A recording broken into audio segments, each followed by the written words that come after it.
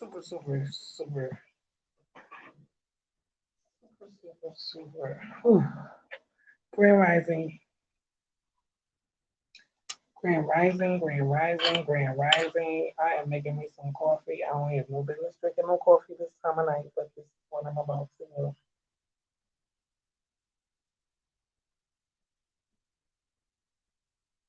Many know, many may not. I deal with type 1 juvenile diabetes with my daughter. Have been October 23rd. It was our 6 year anniversary. And we just went through a real time with her blood and her insulin. And I'm really sitting here just humble and grateful that we have not had to stay in the emergency room. We have not had to be admitted to the hospital. And we are actually as stable as one diabetic can be right now for now. It was scary. I tell you, the human body is amazing, and medicating yourself by, let's say you get a pill bottle, you're supposed to take this pill 3 times a day is one thing. Dosing insulin to get the right amount that the body is going to accept and not actually do harm is very hard. It's very frustrating. And it's also a way that I have learned to adjust to having to even do to keep my daughter alive. So it's bittersweet, but more sweet than bitter because I'm actually doing a good job of it. Pat myself on the back a lot when it comes to this because people tell us, no, you can live a healthy life and do what everybody else does. And in reality, yeah, we can do anything and everything, but we have to do it the way that is conducive to her health. Like school became a hindrance to her care and monitoring that it takes to monitor. There's so many laws these states and localities place where the people that are in charge of children during the day are restricted at certain things that they can do, which may be good for liability for them, which turns into a risk for us. So homeschooling is going great. It's actually going great. It's actually giving us room, space, and time to get the correct rest we need, keep our education floating smoothly, and feeling like we're not treading against the wind. You know, these past 5 years in the public school system has been a strain on her blood, a strain on me. She's almost um, died in their care a couple of times, and signing that NDA, that's all I'm going to say about it. It was acknowledged, it was everything but fixed due to laws and policies. So sometimes you just have to do what you have to do, no matter what anyone thinks, feels, or advises. You have to do what's best for you. And this is one thing I'm actually hoping turns out to be a stepping stone for her to see. You have to take a stand and do what you have to do for yourself, because it doesn't matter to anyone else but you. So you have to do what it takes. And I'm trying to be an excellent mother, divorced mother, to my team, to my type 1 team. And I really am super proud of myself. Most people would run for the hills, but not I. I'm the type of person who, I'm not gonna say I love a challenge, but I live for all the challenges that this life that I've been given is going to throw at me. And they are many. They are many. I'm now taking steps to, number one, get my daughter arranged with this new homeschooling schedule. I just scheduled over 15 appointments today.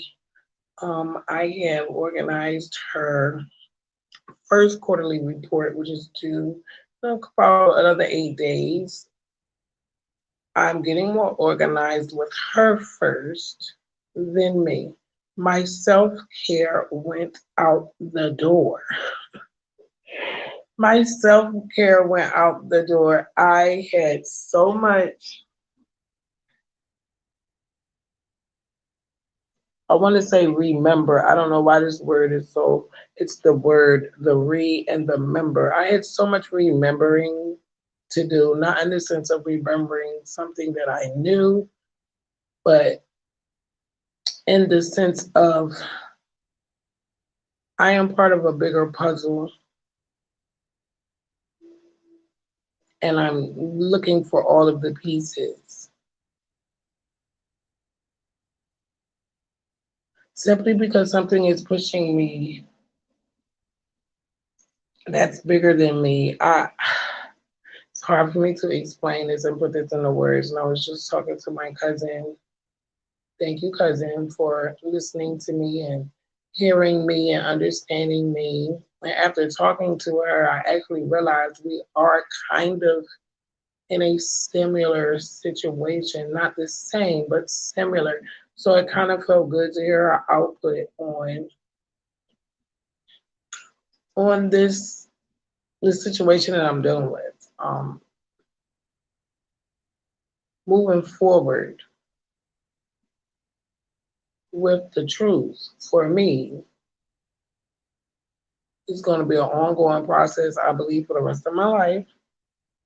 And I'm actually fine with that simply because for all of my life thus far, up until a month ago, I wasn't where I was today. I wasn't where I am today. I wasn't knowing. I wasn't in the knowing. Even 2 years ago, 4 years ago, 12 years ago, birth. Like I've never known anything but what someone wanted to tell me at the time to control me. And that didn't even work. So moving forward, I have to get back into my self care traditions, which was my light therapy, my aromatherapy. I just filled up my canister of sage, dragon's blood, um, super hit, um, my oils should not be low because I've been rarely using them. I have just been so clouded with emotions that I know I needed to work through, and I'm actually so glad that part is over. Emotions drain me, and I'm just not. It's not 100% when I'm super emotional. I don't like being emotional, but I have one of those lives where all feelings and emotions are on deck plus intellect. Like I need to always be able to ground myself and think rationally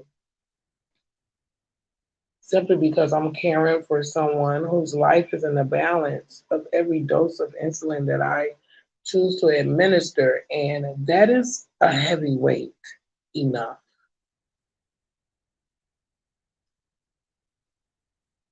Coming to Harlem was the best thing I could have ever done for myself. Only because I was like a ship with no sail everywhere else. Like I'm literally sitting here in my apartment and I'm looking around and wondering why I don't have my cup of coffee. Hold on.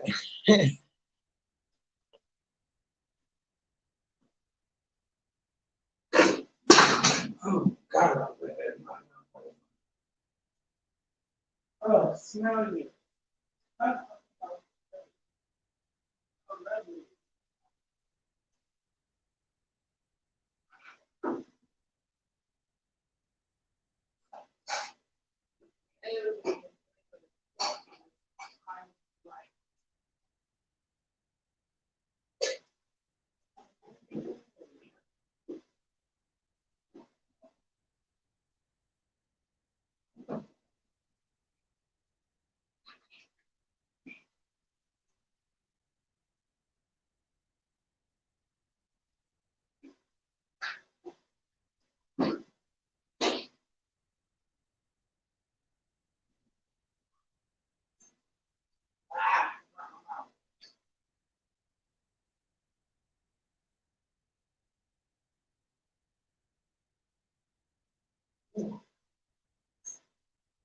Oh, mm, mm.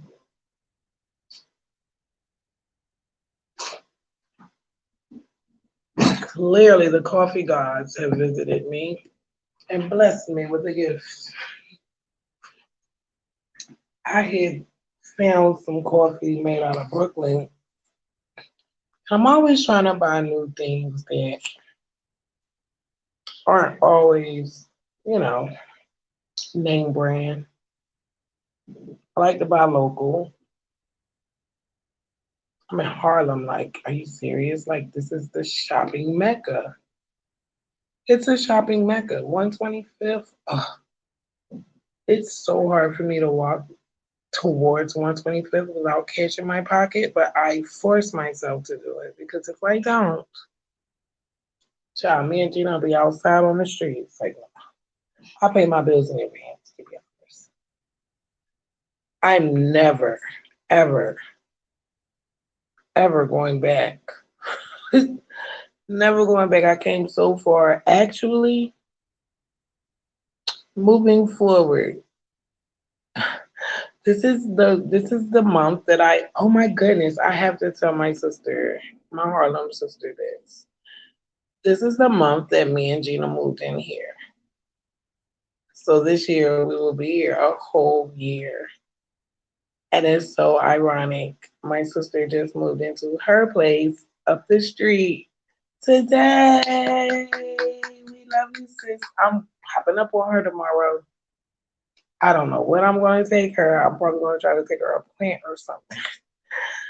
But I gotta get her something for a housewarming gift. I can't wait to see her, and I'm so happy for her. I know what it feels like to even have to go to a shelter. That is the worst feeling in the world. Like when you go to a shelter, you've exhausted all options, and that's really hard for parents to do. And I'm not talking about just women. I know fathers that are like I met fathers, and it just really changed me as a human. It really changed me as a human, and I didn't feel so alone. Like they're actually my family. I have to call our manager. She's having a baby, and she doesn't live far from me either. Like it's amazing. We're all like local around each other. I know she's been busy, and so have I, but I have to call and check on my friend Roxy, who helped me with serving my ex-husband with the papers. That was like they were just I went through so much in the shelter. Even my daughter is still dealing with the emotions, the aftershock of the custody battle that we went through.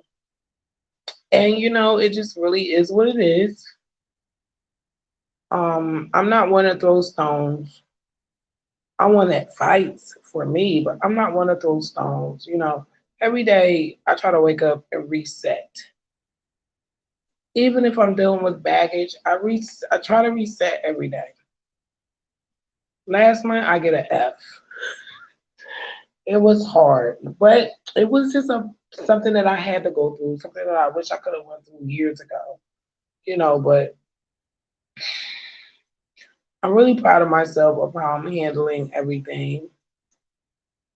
I am ecstatic that I have family. Like it's the craziest thing to me. Like I knew I was taking a DNA test. I knew I didn't know my father, but I never even fathomed that there would be more. Like I just thought I would get the results and it would be like, oh, we found your dad. Boom, this is your dad and this is his family. And like it would just be just that simple. Cut dry, boom, boom. That's it. He's probably dead. Because I do believe that I was told that years, years, years ago. Unless I'm dreaming it. Because I dream a lot and sometimes I don't know if it'd be deja vu or what it is, but sometimes it correlates. So I don't know if I dreamed that or if it really happened, but I didn't expect siblings. I don't know, like I didn't even think about that part. And that is what I should have thought of first. Like, do you really want to like literally be a wrecking ball to some family that like to someone you're not out to hurt anyone. Like I never like I really was in shock. I did not expect what I got, but as much as I was in shock, honestly and truthfully moving forward, I am ecstatic. I am happy. I am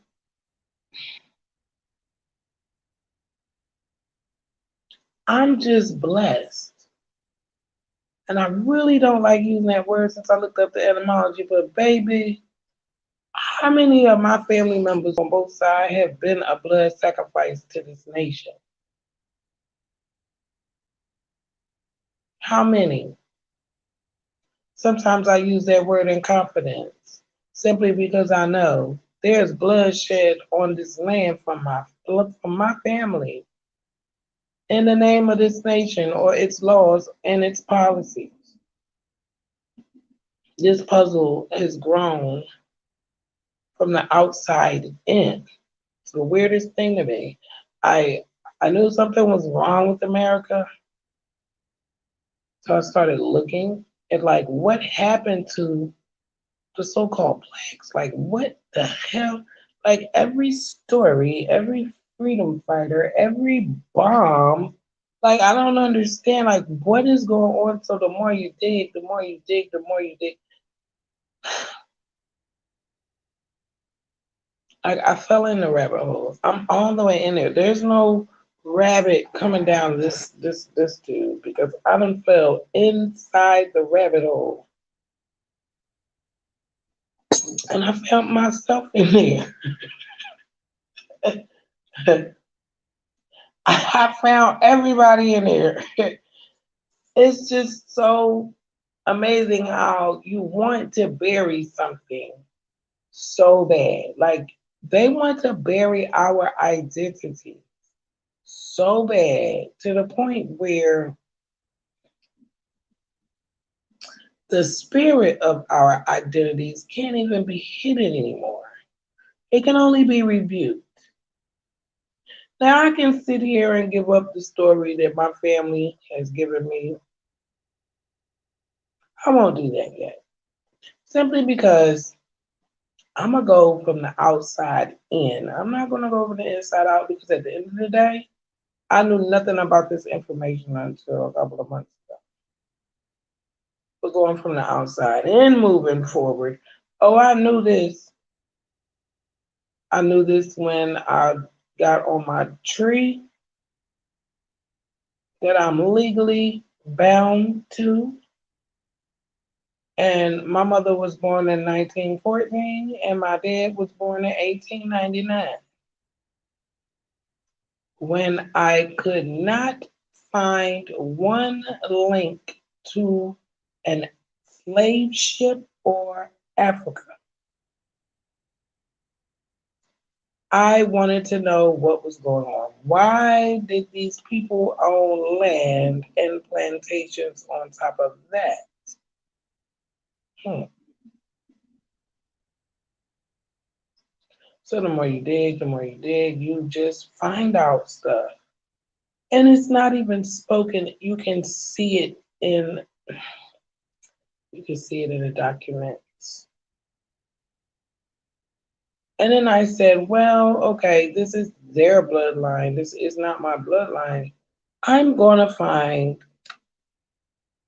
someone in my family coming from Africa. I'm gonna know exactly which nation I came from Africa, and I'm gonna fit the narrative as a slave descendant, and I can honestly honor that and move forward with that because there is no turbulence, there are no lies, there are no secrets, there is no misleading. That is the truth.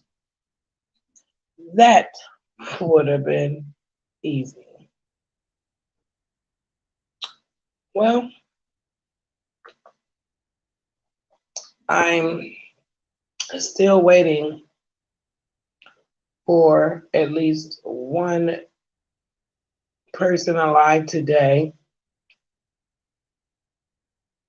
to have taken an ancestry test from Africa so that we could be linked with our DNA. Not ethnicity estimate, with, I mean, true relatives with our DNA. And if I'm not mistaken, I am over 20,000 relatives living, living today. And if not living, their DNA is living in the system. And it looks like it reaches from Europe, the UK, all the way down to the Bahamas and Jamaica. Not one DNA speck is on any other continent moving forward, I just want to move forward with the truth. I have been lied to all my life, and I don't like lies anymore. They are trouble for someone. Even if it's not for the person who lied, it's the person that got lied to or lied on that has to pay the price. And I'm really not into paying prices that I don't owe.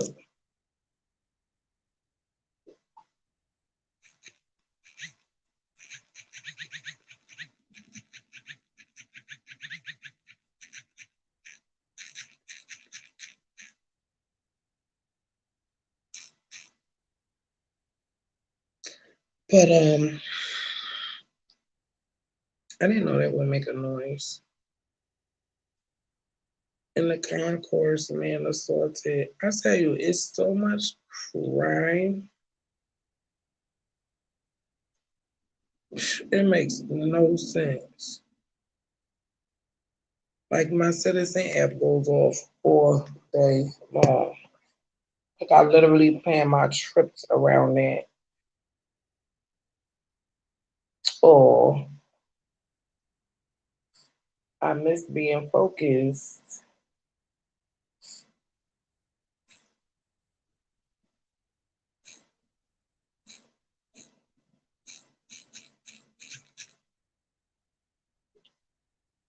So moving forward, I I want to write a book. I've been researching year, social, climate, judicial climate, um, researching exactly the real substance of this story. I would have thought it would have been a my life story, but I'm seeing that this angle is so much bigger than me. Somehow moving forward, I want this book to be in today, like right now. Me focusing on going backwards because it's amazing how when us as young people, and I'm not even that young anymore, but my spirit is a young spirit. It always has been and always will be. There's a lot of things that were withheld from me and my peers, maybe subconsciously. I'm noticing our elders were taught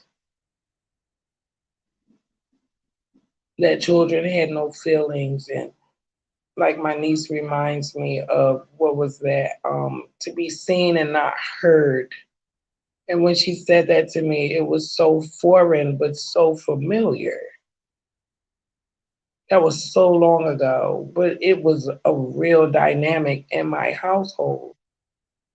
And that actually hindered my development because when problems arose, there were no family solutions, there was no family support. I dealt with them the best way that I could. And honey, I was a novice, amateur at life. I didn't even understand how I got here until 2 months ago. For real. I mean, seriously. Um, and that's something that maybe I'm going to be grateful moving forward that I was lied to about my truth and my history because I represent the so-called blacks in America. My whole life story, like every day adds up to the plight. And I'm not putting myself like on no pedestal. I'm really being like breaking the data down here.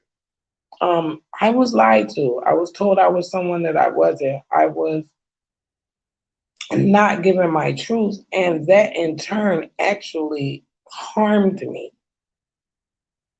And I know my mother and my grandmother and whoever else was involved in this diabolical entrapment of hell. I'm just going to say it like that. That's the best way I can put this. This entrapment of hell. I don't believe that they think that they thought they were doing anything wrong. That society, that day and time, there were probably so many abuses and things going on that nobody understood why. You had the drug war paying for Vietnam. It was so much going on here. It probably was, it's actually unfathomable. I can't really even fathom any of this. So moving forward, there's a reason for that. The reason why they didn't understand and know and were like not in the knowing is the same way that I was forced to live my whole life. And in turn, I'm going to say it again, it harmed me. If I'm born with demons that I'm not aware of, that's a problem. I'm a problem. But if I know who, what, when, where, how I arrived,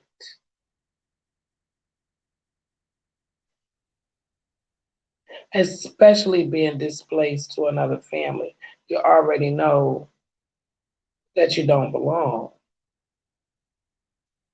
But why?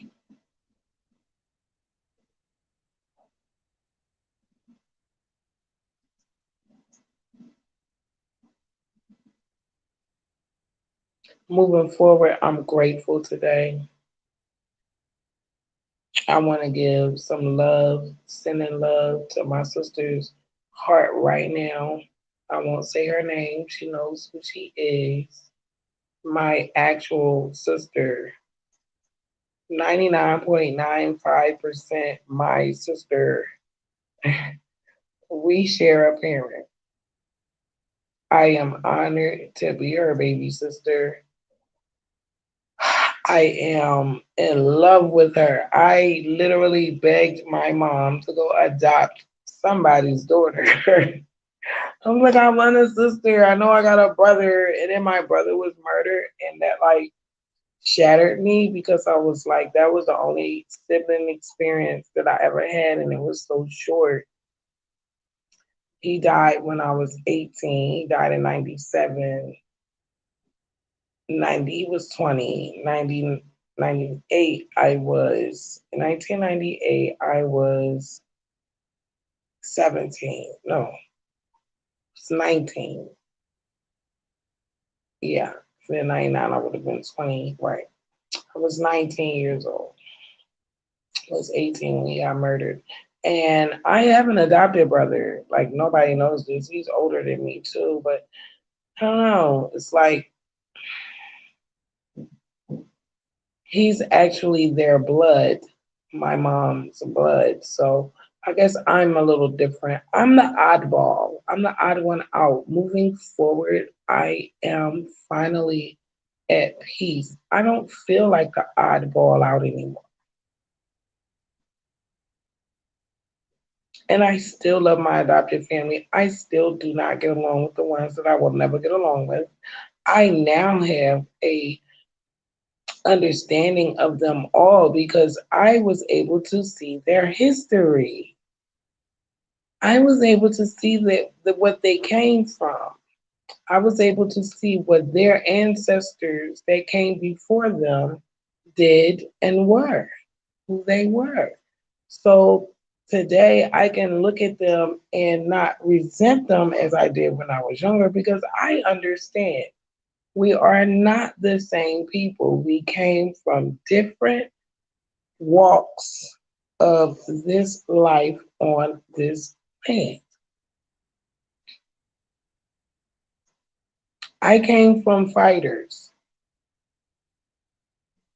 whether it was fighting the norm, um,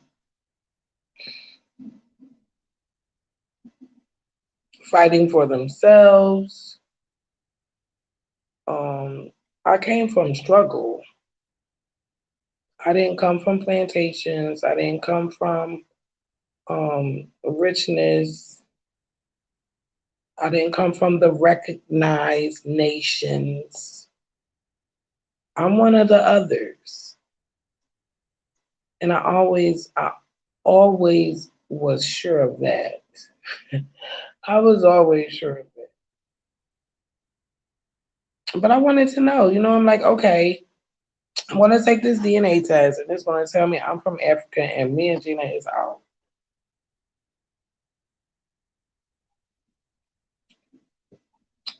But the only thing tied to me from Africa is an estimate, an ethnic estimate. Listen, I'm not into all of these American man-made labels. I'm really not. The bottom line is there were a people here.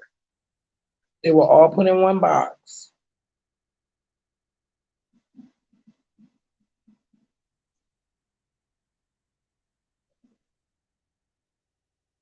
And that's what was done to me in my adoption. It's like, okay, this is just a baby. This just send her here. No, I was a special type of baby. I needed extra hugs. I needed extra reassurance. I mean, I would have needed those things if they would have wanted a balanced individual today. So now you have Shell. I'm hard on myself. It's hard for me to trust people. It's very hard for me to reach out to people. I have abandonment issues.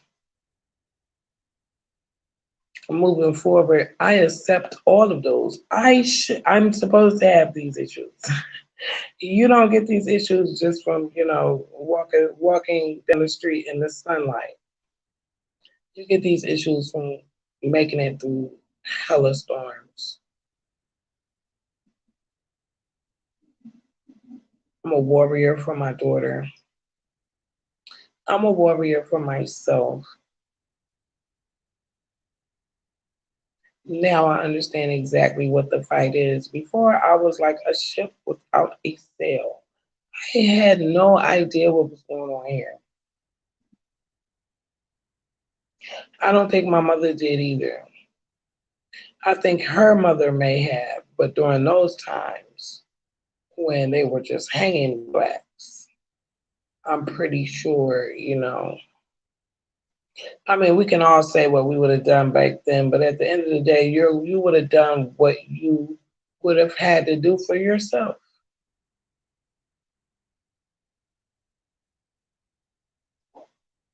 You may have been the one, to give their life up. But I don't believe that. Every time I hear somebody say that, it's easier to say than to do.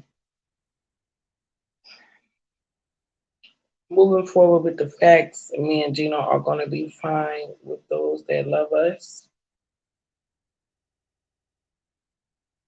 here in Harlem and abroad. I just found out she's someone's granddaughter.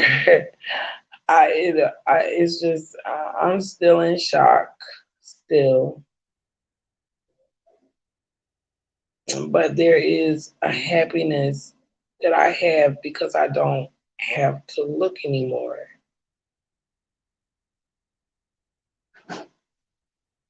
I try not to focus on what I've lost because clearly I never had it. And tomorrow is actually the day my dad died. It sounds weird when I said it. Most of the time I say Mr. his name.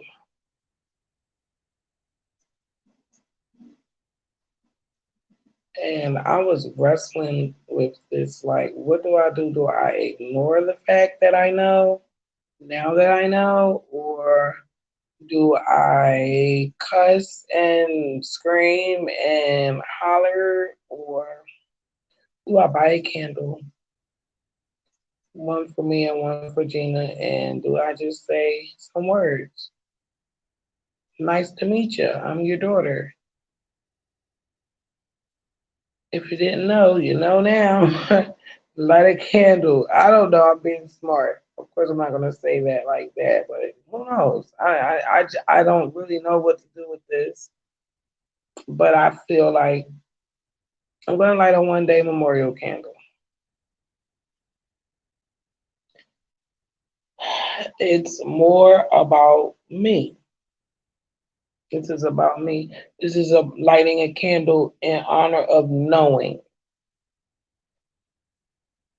It doesn't matter if I accept the a situation or not. It is done. It is. It is done.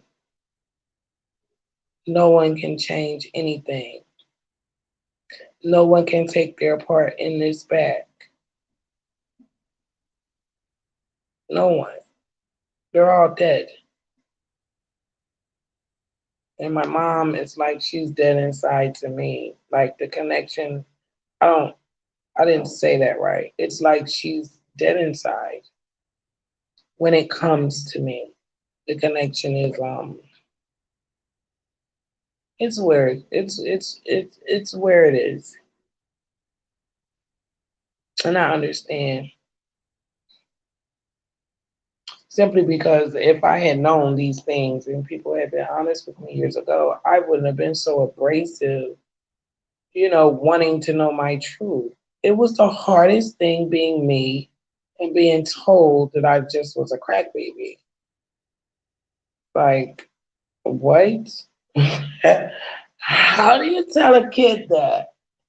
I guess that was their way of saying, you're a little screwed up and that's why it's crack, you know? I'm waiting on that paperwork now from the Court of Common Pleas. Because I honestly, either crack makes kids smart or they're lying. I was skipped from the fifth grade to the seventh grade. I was 12 years old in the ninth grade. I should have been in college by the time I was 16. I don't believe that story as much as I used to now.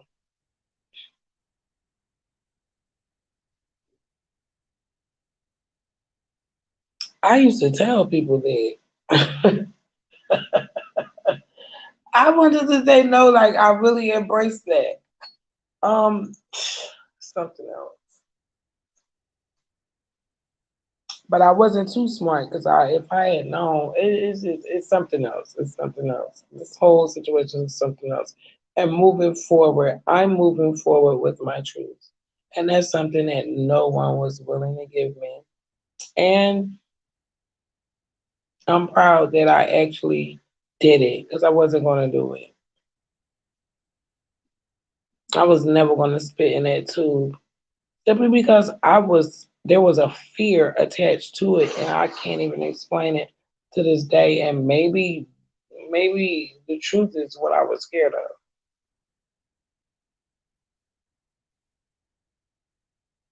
But I'm so happy. I have a sweet sister, and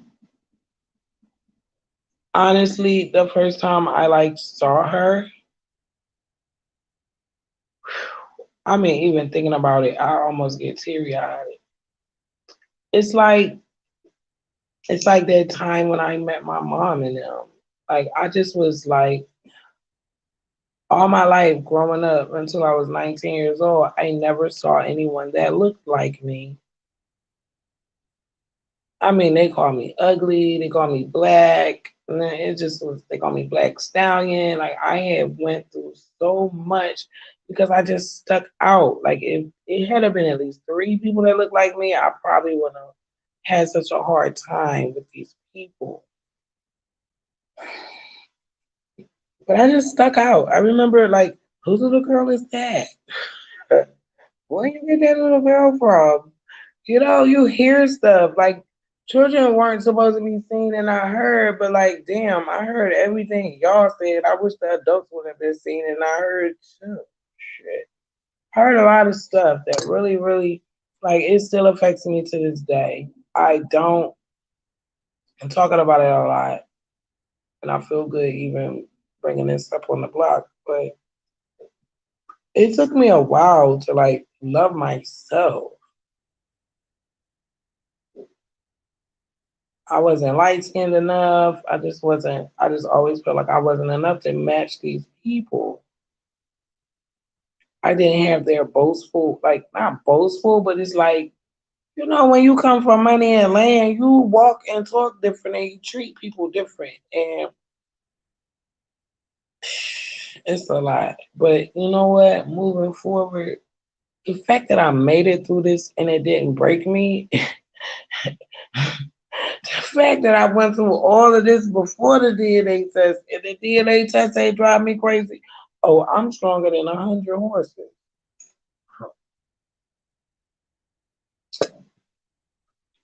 My custody battle almost killed me. When my ex-husband cut my daughter's insulin off intentionally, and when she's calling him begging for her medicine to live, and he tells her, "Oh, you might want to call 911." Listen, I have been through it with people. And when I moved and came in this shelter, I said, I'm cutting everything and everyone off that meant me harm. But then I said, wait, Michelle, you've been doing the most harm to yourself. So if you cut yourself off, how are you planning on doing it? So I said, you know what? Self care. I'm going to research. I'm going to learn why am I the way I am? And then I'm reading just about America, the education, what happened in Philly, why my mom took me out of Catholic school and put me in public school in Philly, what was going on in the 80s up there in Philly. Why in '84 was that the first body that I ever saw a man get shot in his head and was killed. I swear I was on the news talking about it. Everybody was like America old great. I'm starting to look up and figure out I'm looking for what is they talking about because if my memory serves me correctly, it's been going down. I'm from Philly where they dropped a bomb on us. Not my block, but I lived there. I was in Philly that year. I remember. And it's crazy, all these years up until they started really talking about it lately, like the past 5, 6 years growing up, I swear I thought that was a dream. It was real. So now I know my dad's side, and I'm learning more atrocities that the government has done and the states have done to our people. And it's starting to make sense to me why our communities and why our families are so broken and at risk. And it's because no one as a collective will use the past to move forward. See, mommy and them made a mistake. And I can critique their parenting of me because I am a parent. The number one mistake you can make with a child, it is hiding who they are.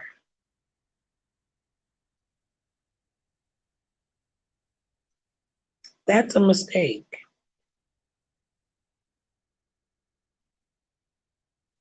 Hiding who they are, hiding where they came from because it isn't up to par to your standards. Hiding where they came from due to indiscretions of adults or whatever. It's wrong. We all come here with assignments. And the atrocities that have been done to us continuously are starting to bear fruit.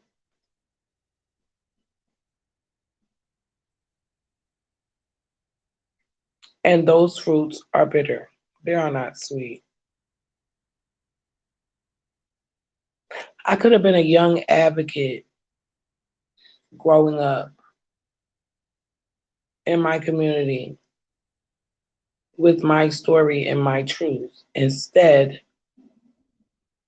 I had to wing it and make stuff up. And,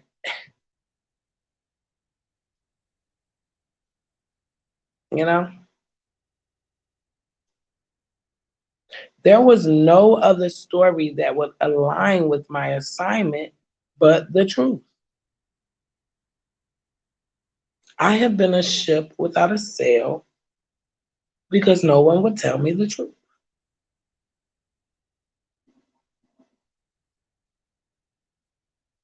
Now, moving forward with the truth was a gift that I gave myself. It was a gift that I feel no one honored me and my children to be.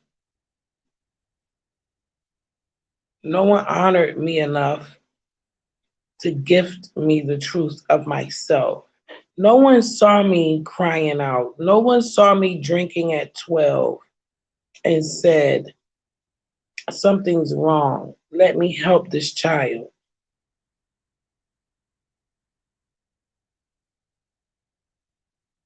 How many children have been failed like this?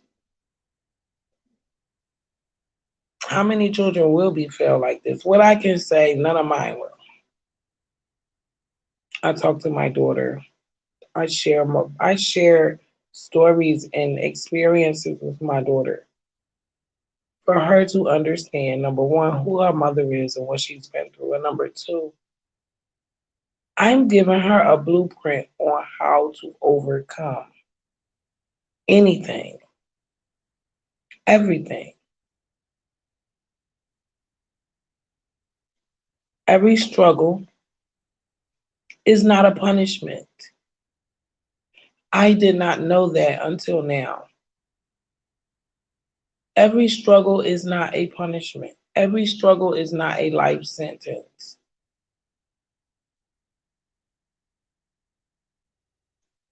Now, you can either vibe on a low vibe or you can either vibe on a high vibe. Now, I'm with the natural vibe now. I'm with what flows, let it flow. I don't want to be angry. I don't want to be parasitic. I don't want to have regrets. I want to be happy. I want to be strong. I want to be fierce. I want to continue to be able to create.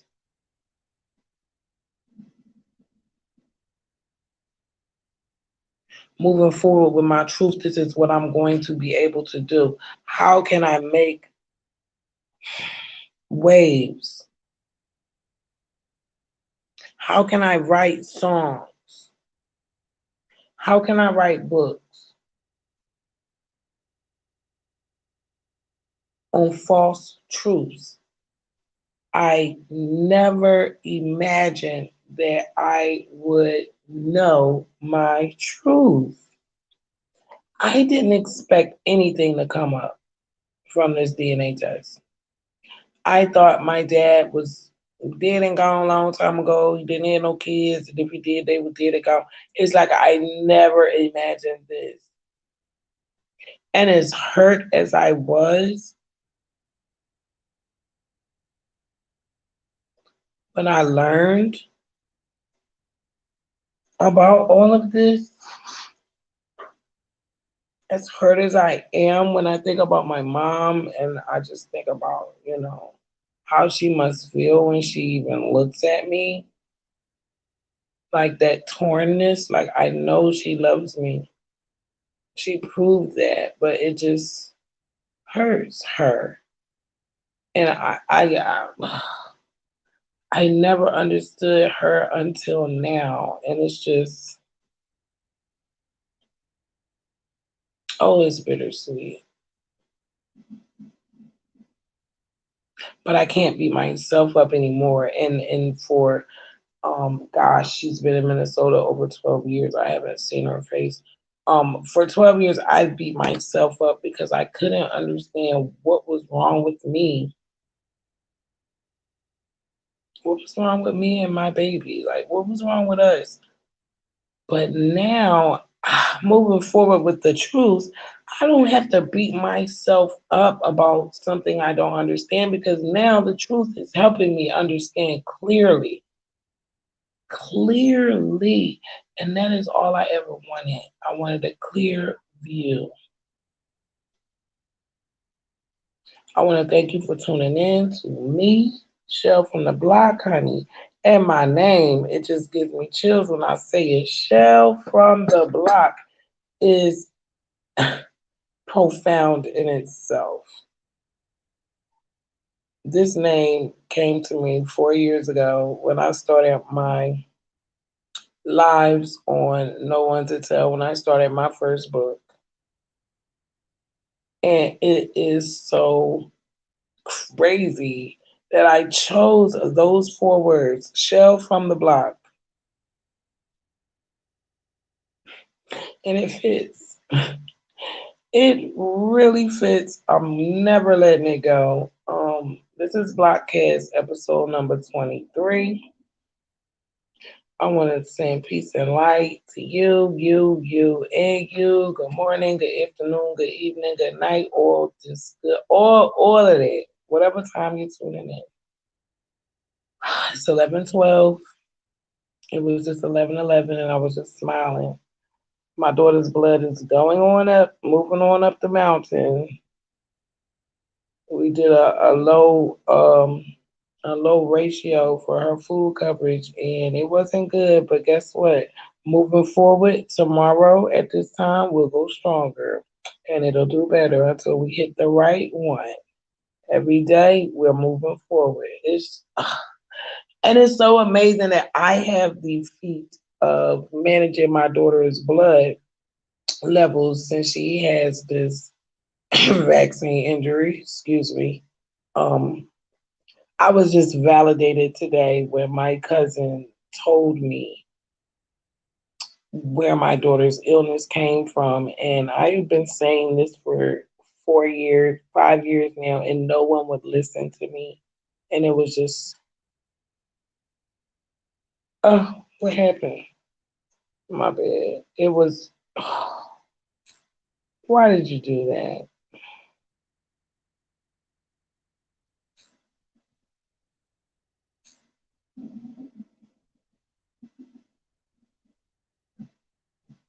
Sorry about that. It was so amazing to me that I've been given the duty to help regulate my daughter's blood. And mind you, I don't know anyone personally with this illness. I've met people at the doctor's office or whatever. So there's not a lot of people in my circle, inner and outer, that, know what I'm even talking about. They just know diabetes. But I've been telling people, like, this is not a natural disease. There's something going on. I have over 1,000 logs that I have logged day in and day out for my daughter. This is not normal. It's more than eating. Eating is 10% of it. There's more going on here. And I was just talking to my cousin and she was like, well, you know where that came from, right? It's a vaccine injury, right? And I'm like, oh, are they admitting that now? Let me call the vaccine compensation people. Because if that gets out and people really get the whiff of that, it's gonna go down. I'm not giving medical advice. I'm just talking from experience of my household. Type 1 diabetes is kicking our ass. I'm gonna just be honest. But we are warriors in this, and I will never give up.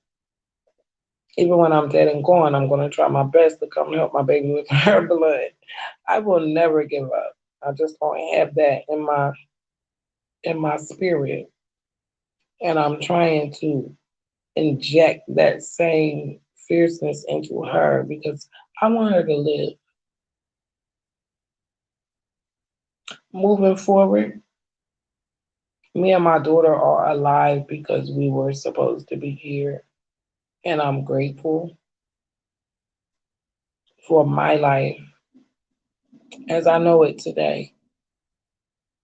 I'm not homeless as I was. I'm not even broken anymore as I was, and it feels good. Mind you, I didn't get good news. I got another traumatic bag to add on to my bag lady. I got more baggage, more trauma to add on to my baggage cart. But at the end of the day, I did get peace. I know exactly why I'm here. And I also believe that I have a bigger purpose, bigger than me, bigger than you, bigger than us. Some of us have a story. Some of us are part of the story.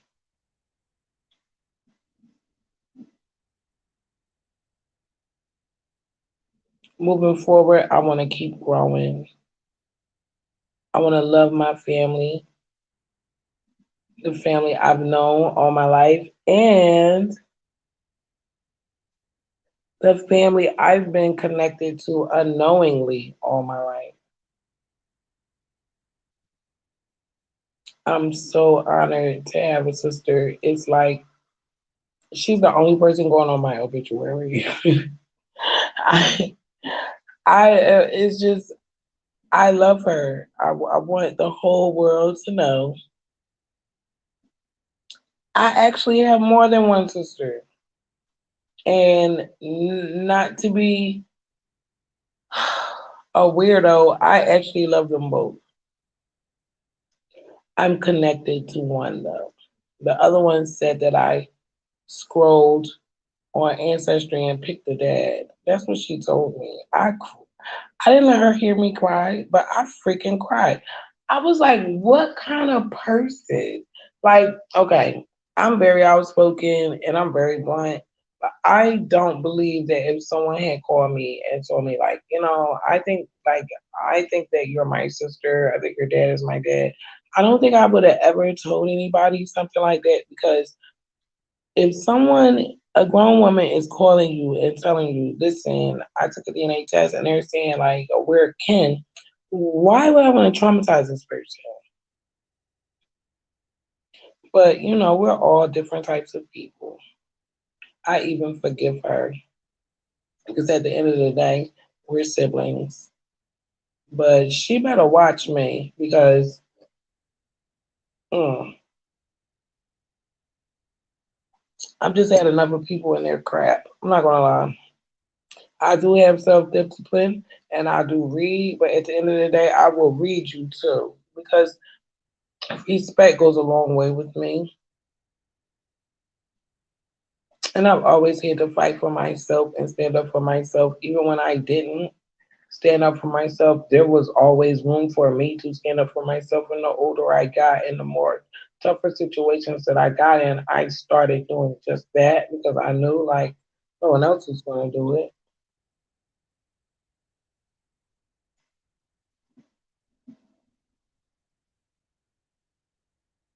But this is hard. Moving forward, I'm going to embrace the hardness and I'm going to work even harder at staying balanced and just trying to grow into who I am supposed to be, not what these people wanted me to be, but who I was sent here to be. And that person is me.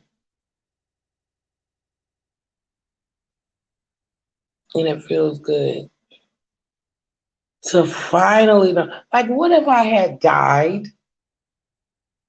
and like really never even knew like anything, like nothing but what I was told. Are you like, oh my goodness?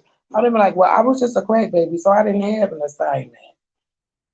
I was just a crack baby. That's what they wanted me to believe. Come on. You gotta give people something to believe in. Jesus. No wonder they said, oh, you ain't gonna live to see 16, 18, 21, 25, and every other number that they said. How much did you invest into me to make sure that I passed those numbers? But you know what? I learned a long time ago, subconsciously. Michelle, you all you got. Michelle, you all you got. Ain't nobody got your back. You gotta do this by yourself, girl. Even when my daughter went in that coma, and I really miss her godmom. Her and her daughters were there for me through every step of the way.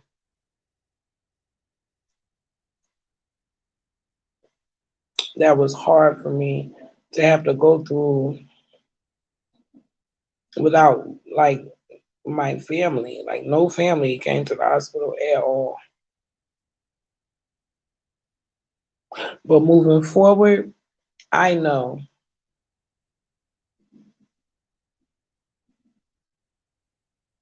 the truth definitely can set you free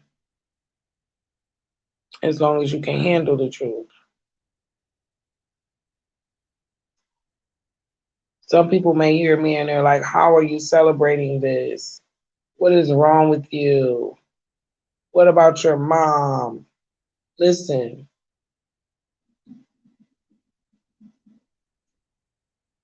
acknowledgement and celebration are two different things. I'm going to light this candle for my dad tomorrow. His granddaughter is going to light this candle for her pop up tomorrow simply because it's the right thing to do. Moving forward, I want to do the right thing.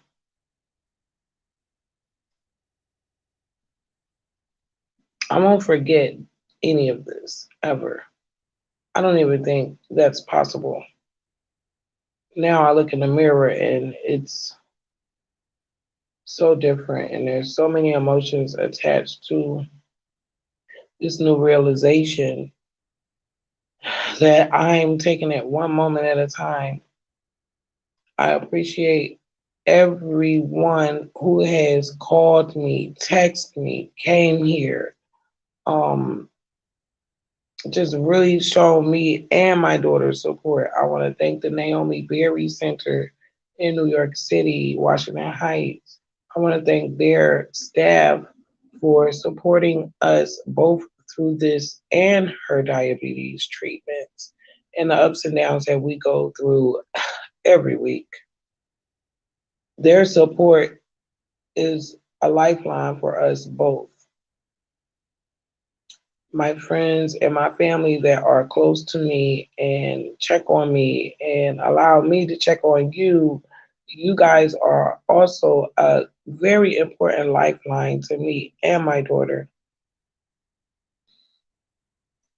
To my sister and my niece that I just got connected to, moving forward with the truth, I love you both. You two made this process bearable for me. I almost didn't make it. I will admit that. I almost couldn't do this. I told my niece I couldn't do it, and I meant what I said when I told her this. And you know what she told me? She said, you have been doing it before you met me, and you will. And she was right. I keep hearing her say that in her voice to me. Every time I get like I'm about to slip up, I hear that. And you know what? She's right.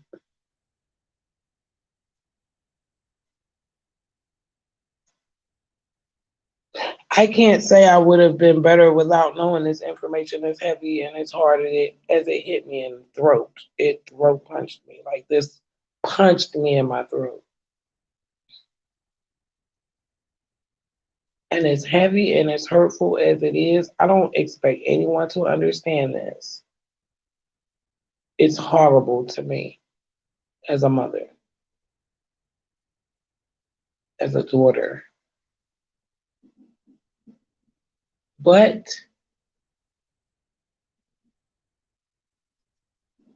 it's my truth.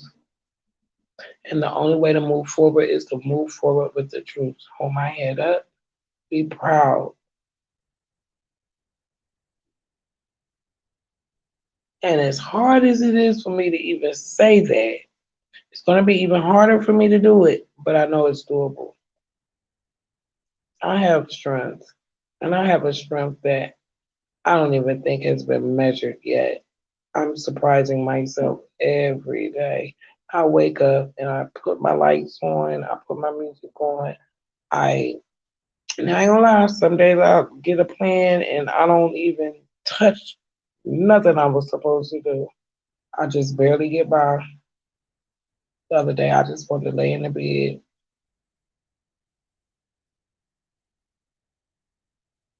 and I gave myself that time. Maybe I needed a rest. I've been through so much since I got here. Maybe I'm burned out.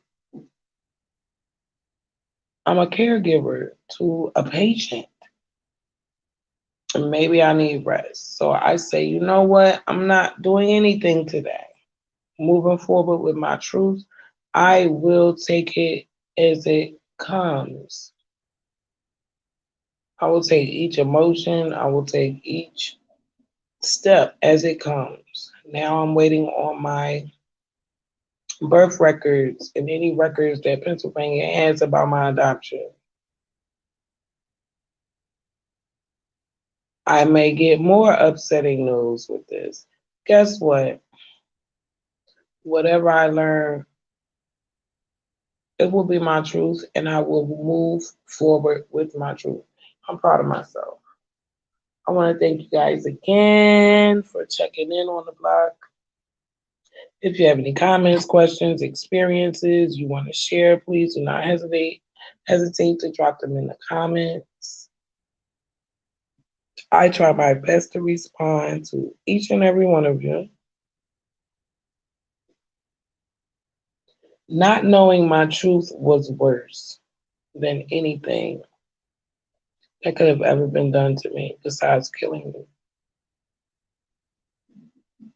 It was killing me slowly every day. And then the thought of me not finding out the truth before I was done, oh, that really, really, really bothered me. But the fact that I made it here in my own space, 16 years as a child abused mother,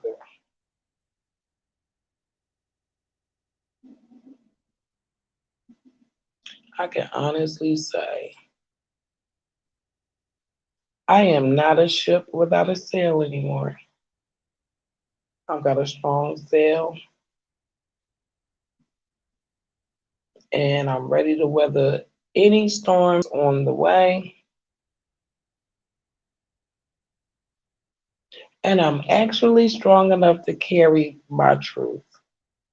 That's another thing. Maybe I had to be strong enough to even endure this in the first place. You just never know. And it's just amazing how life and confirmations are.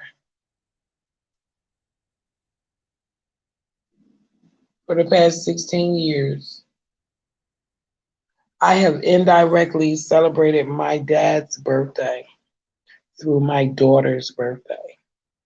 Let me tell you, the power of knowing is spectacular.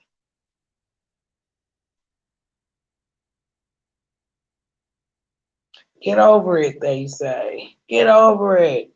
Start from where you are. No, you do not do that. When you start from where you are, you're starting at a negative because there's a missing truth that you need to know. So you'll know how to walk, how to talk, and how to manifest what you're supposed to have, not what this broken backwards society is going to teach you you're supposed to have.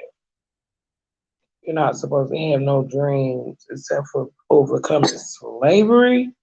Oh, yeah, we're not doing that. I have some more things that we're going to actually get into. I'm trying to see how I can break it down because there's so many parts. I refuse to do a 10-hour live. I want to break it down in parts. I'm working on a book, and it's actually going to be, I want it to be bigger than No One to Tell. No One to Tell, I really didn't push because I believe that I was waiting on this. It's just so amazing how things are.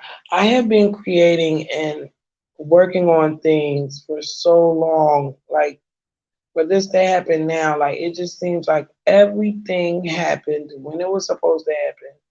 And I want to ask the universe for forgiveness for September 18th until about October the 20th.